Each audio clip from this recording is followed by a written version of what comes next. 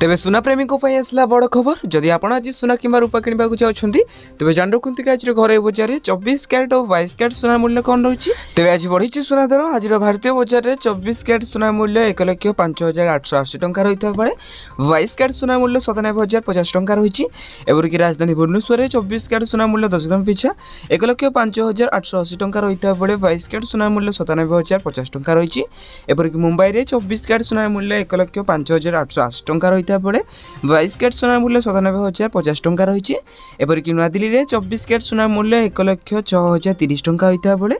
22 carat सुना मूल्य 97,200 टंका रही तेज दक्षिण भारत प्रमुख सहर चेन्नई में 24 कैरेट सुना मूल्य 1,05,880 टंका होता बेले 22 कैरेट सुना मूल्य 97,050 टंका रही